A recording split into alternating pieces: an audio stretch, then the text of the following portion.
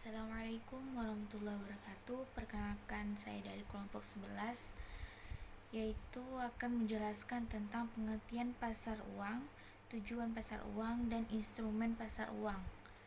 Di sini saya sebagai pemateri pertama, saya sendiri, yaitu nama saya Zianawati, dan pemateri kedua adalah teman saya Urmila.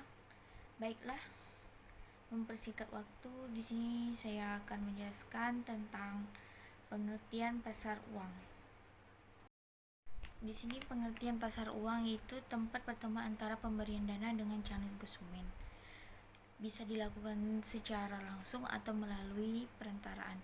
Pasar uang muncul karena ada transaksi permintaan atau penawaran terhadap sejumlah dana atau surat yang berharga. Pasar uang ini merupakan pertemuan dalam suatu pasar yang sangat abstrak untuk memperoleh permintaan dan penawaran dana jangka yang pendek. Dalam pasar uang diperlukan untuk membayar kegiatan ekspor, impor, dan atau luar negeri. Adapun di sini secara umum, pasar uang yaitu suatu wadah tempat pertemuan antara memiliki dana dengan calon konsumen, baik itu secara langsung maupun melalui perantaraan atas transaksi permintaan atau penawaran terhadap sejumlah dana atau surat berharga jangka pendek.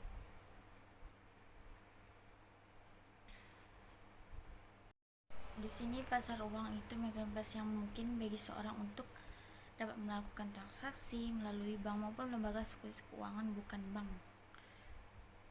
Pasar uang di sini juga bisa sebagai tempat bagi sebuah pihak atau perseorang untuk dapat meminjam dana dengan tingkat bunga sebagai imbalan atau keuntungan yang ditawarkan kepada pemberi dana. Transaksi ini yang dilakukan di pasar uang ini bisa dilakukan secara sendiri atau juga bisa dilakukan melalui penterah atau broker. Transaksi peminjaman dana yang dilakukan di pasar uang juga memiliki jangka waktu yang sangat pendek, yaitu bersekitaran dari 1 hari hingga 1 tahun maksimalnya. Di sini pasar uang itu mekanisme yang mungkin bagi seorang untuk dapat melakukan transaksi melalui bank maupun lembaga sekuritas keuangan bukan bank. Pasar uang di sini juga bisa sebagai tempat bagi sebuah pihak atau perseorang untuk dapat meminjam dana dengan tingkat bunga sebagai imbalan atau keuntungan yang ditawarkan kepada pemberi dana. Transaksi ini yang dilakukan di pasar uang ini bisa dilakukan secara sendiri atau juga bisa dilakukan melalui penterah atau broker. Transaksi peminjaman dana yang dilakukan di pasar uang juga memiliki jangka waktu yang sangat pendek, yaitu bersekitaran dari 1 hari hingga 1 tahun maksimalnya. Dalam transaksi uang ini memiliki beberapa instrumen. Di dalam secara instrumen ini hadir. Yang kedua itu tujuan pasar uang. Dari pihak yang membutuhkan dana atau modal, yaitu seperti memenuhi kebutuhan jangka pendek seperti menyelesaikan kewajiban membayar utang jangka,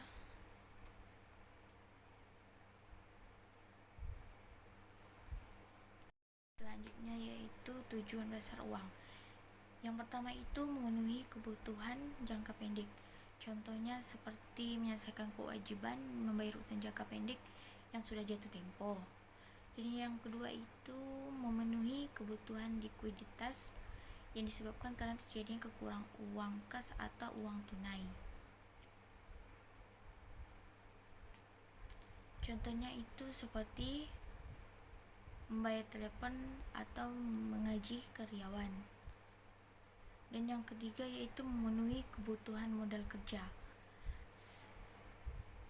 Contohnya seperti biaya operasi, upah karyawan membeli bahan baku.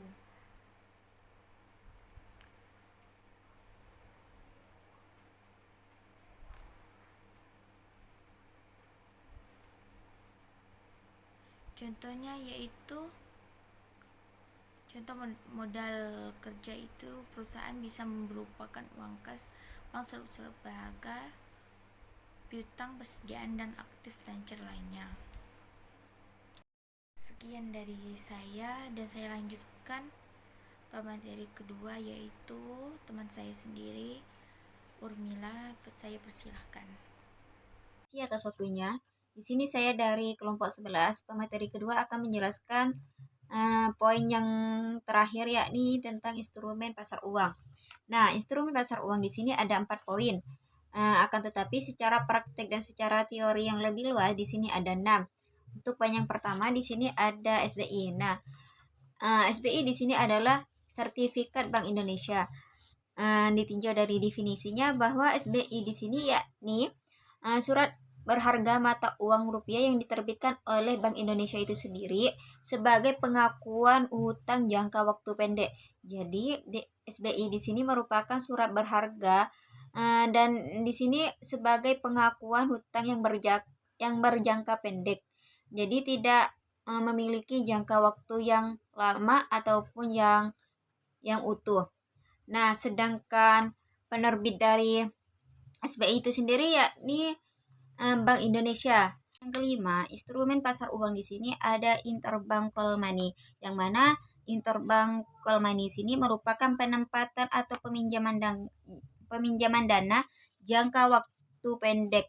Nah, jadi dalam jangka waktu pendek di sini maksudnya waktunya itu sementara, tidak tidak selamanya, tidak berbulan-bulan.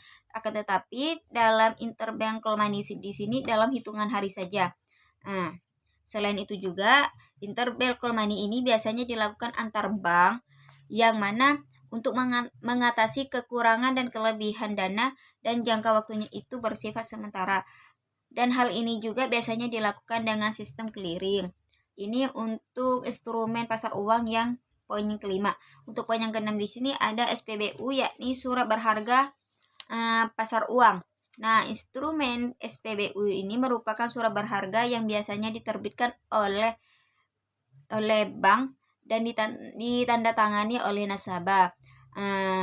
Selain itu juga SPBU di sini juga merupakan surat jaminan yang digunakan oleh nasabah untuk melunasi hutang si nasabah ke pihak bank, yang kemudian menjadi hak si pemberi hutang untuk memperdagangkannya di pasar uang. Mungkin cuma ini yang dapat saya sampaikan. Kurang dan lebihnya saya mohon maaf. Wassalamualaikum warahmatullahi wabarakatuh. Dan untuk mekanisme transaksinya di sini ada 4 poin. Yang pertama, di sini biasa digunakan untuk transaksi jual beli barang atau jasa antar perusahaan. Jadi wesel tagih atau BA di sini adalah suatu transaksi yang mana jual beli di sini antar perusahaan. Untuk poin yang kedua di sini bank akan membayar sejumlah uang kepada penjual sesuai tanggal yang disepakati oleh pihak pembeli dan pihak penjual. Yang ketiga di sini retur kepada bank berupa fee penerbitan, dan yang terakhir di sini metode ini untuk mengantisipasi gagal bayar oleh pihak pembeli. Nah, jadi BA di sini termasuk instrumen pasar uang yang berkualitas tinggi. Selain berkualitas tinggi, ia juga sangat aktif diperdagangkan di pasar uang internasional antar lembaga keuangan, baik industri maupun dealer surat berharga, karena hal tersebut merupakan suatu lantaran yang sangat mudah untuk diuangkan. Sedangkan waktu jatuh tempo BA di sini atau wesel tagih di sini yakni dari 30 hari sampai 270 hari. Akan tetapi pada umumnya di sini waktu temponya di sini adalah 90 hari. Kita lanjut dengan poin yang selanjutnya, instrumen pasar uang di sini yang nomor 4 yakni BA atau yang disebut dengan wesel tagih atau juga bisa disebut dengan banker acceptance. Nah, instrumen ini yang mewakili pembayaran yang dijanjikan di masa depan oleh bank dalam penerapan di Indonesia. Sedangkan instrumennya bernama bank garansi. Ada deposit ataupun sertifikat deposito. Nah, sertifikat deposito di sini merupakan surat berharga dalam rupiah yang merupakan pengakuan hutang dari bank dan dapat diperjualbelikan di pasar uang. Jadi, deposito ataupun sertifikat deposit di sini berbeda dengan SPI, sedangkan SPI di sini tidak dapat diperjualbelikan secara umum, sedangkan deposit di sini bisa diperjualbelikan atau diperdagangkan ke pasar uang. Nah, untuk mekanisme transaksinya di sini, untuk deposit di sini ada 3 poin. Yang pertama, tidak dijual dengan melalui lelang. Nah, jadi deposit di sini tidak bisa diperjualbelikan secara lelang, akan tetapi bisa dilakukan secara kesepakatan antara lender dan juga borrower. Yang poin yang kedua di sini retur berupa bunga langsung ataupun tingkat diskonto.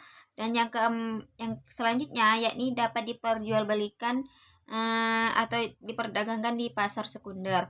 Dan yang poin yang ketiga di sini untuk instrumen pasar uang di sini ada CP ataupun commercial paper, yang mana dari definisinya itu sendiri yakni surat berharga dalam rupiah yang merupakan pengakuan hutang dari korporasi dan dengan tenor di bawah 1 tahun. Jadi untuk CP atau commercial paper di sini tidak bisa lebih dari 1 tahun. Mekanisme transaksinya di sini ada 4 poin. Yang pertama secara lelang. Nah, sudah tertera bahwa mekanisme transaksi SBI di sini yakni secara lelang. Karena kenapa? Karena SBI di sini tidak dapat diperjualbelikan secara umum ataupun secara bebas. Umumnya di sini hanya bisa secara lelang yang dilakukan oleh bank komersial ataupun pialang. Yang kedua, di sini retur berupa diskonto, tidak dengan bunga langsung. Dan yang ketiga di sini dapat dipindah tangankan sebelum jatuh tempo. Jadi sebelum jatuh tempo, maka surat Bank Indonesia di sini bisa dialihkan ke pihak lain. Sedangkan yang keempat di sini BI dapat membeli kembali surat tersebut sebelum jatuh tempo. Nah, jadi poin yang keempat di sini Bank Indonesia juga bisa membeli surat sertifikat itu sendiri sebelum jatuhnya tempo. Nah, tujuan Bank Indonesia di sini menerbitkan SBI di sini agar untuk mengurangi peredaran uang di dalam masyarakat.